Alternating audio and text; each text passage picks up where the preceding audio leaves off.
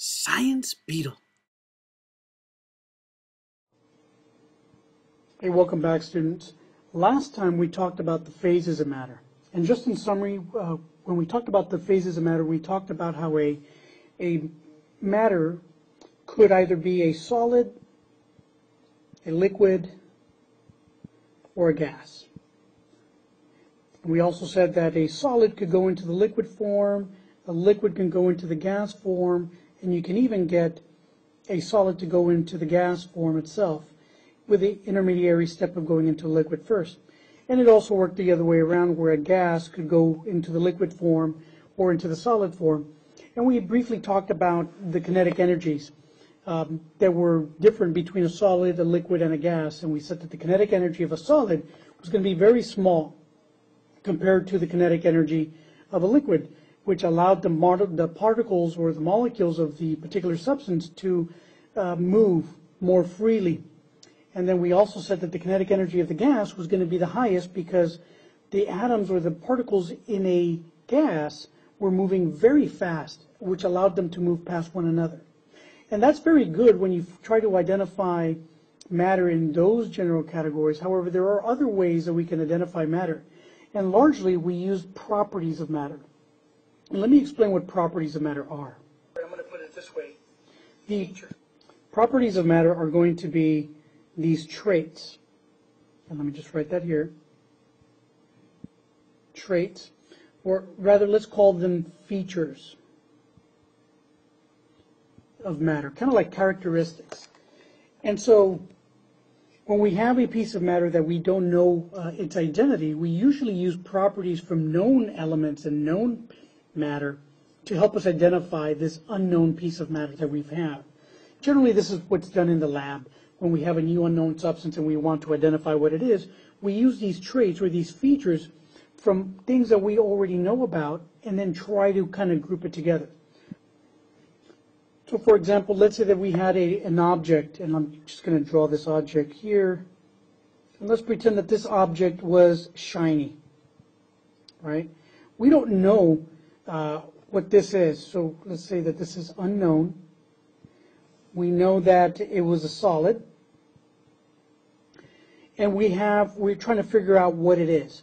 Well, based on stuff that we already know from some of the elements or some of the substances we're familiar with, we know that some things that are shiny tend to be metals or metalloids. And so as we begin the identification process of this unknown substance, because this unknown substance has a shine to it, we are led down the road that kind of leads us to believe that it could be a metal or a metalloid. Since we know that at room temperature this particular unknown substance is a solid, that further leads credence that it could be a metal or a metalloid. If we also went down the road and we found out that this particular substance was a good conductor, and we said not just a good, but a fair conductor, but we said it was a good to great conductor, then we would know that this particular substance would then be more of a metal as opposed to metalloids, because metalloids are essentially semiconductors. Okay? And metals are very good conductors. And so if we're able to take these kinds of features, these properties, shiny, solid, conductors, then these properties will allow us to identify the substance that we have before us. And there are two general properties that we kind of consider in terms of identifying matter. And those are going to be extensive and intensive properties. Let's begin with extensive, and I'll define that for you. Extensive properties essentially depend on the amount of matter that is present. And as you might have already concluded, intensive properties do not depend on the amount of matter present. Some examples of these properties, for example, let's look at extensive. Extensive properties are going to be things like volume, mass, and the amount of energy in a substance. Intensive properties are going to be things like the melting point,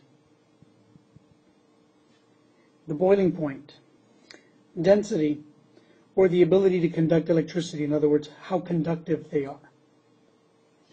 So if you look at these two types of properties, extensive properties in general are going to be those types of properties that are going to be very descriptive about the particular substance. So when we look at things like volume, mass, or the amount of energy in a substance, those are general quantifying properties of that particular substance. And as you can see, the reason that they're quantifying, because extensive properties, they depend on the amount, which in and of itself is a quantity. When we look at intensive properties, these properties then, they don't depend on the amount of matter, but they're looking more at the very specifics of the substance that you've got, in terms of the melting points or the boiling points, the densities. So these are going to be looking at the quality or the intensity of it in reacting or changing shape or going from one phase to another phase. So that's one way that you can kind of think of the two. But when we talk about intensive properties, there are some things that we really do need to consider, and those are two general properties within that category called physical and chemical properties. And so physical property is going to be one of those traits or those features that can be observed without changing the identity of the substance. Examples of physical properties are going to be things like the melting point or the boiling point. And so let me just write that here. And recall that when we talk about melting and boiling point, what we've got here is essentially you've got a solid, which I'll abbreviate S, moving into a liquid, which I'll abbreviate L. And when you've got a boiling point discussion, you've got a liquid moving from liquid phase to a gas phase. And of course I'm using capital letters here, but normally you would use lowercase letters for these. And essentially what we're talking about here is going to be a change in the kinetic energy of the atoms. And so physical changes, these changes that are going on with the atoms, it's not going to affect the identity of the substance, but it is going to affect the way the physical attributes or the physical presence of that particular substance. And when it does, when the substance does undergo one of these properties and it changes, these changes, we call these physical changes. Okay? Now let's take a look at chemical properties. A chemical property is essentially going to be a way to describe a substance's ability to undergo changes, but essentially when it takes that substance and it changes it into something else. Typically the way this would happen would be is if you take a substance A and maybe you react it with some other substance, but then when they react together, they form some compound or some new identity, new structure, new substance altogether known as C. When this happens, what you call this kind of thing is essentially you call this a chemical change. Or another way to know this, call this is going to be a chemical reaction. And that's very important because the chemical properties then lead us down the road in terms of chemical reactions, which we will discuss in a later lesson. Okay, so that's kind of where I want to end it today. But next time what we'll do is we'll talk a little bit more about classifying matter and pick up the discussion then. All right, till next time. So see you soon. Don't forget to subscribe, and we'll see you next time. Bye-bye.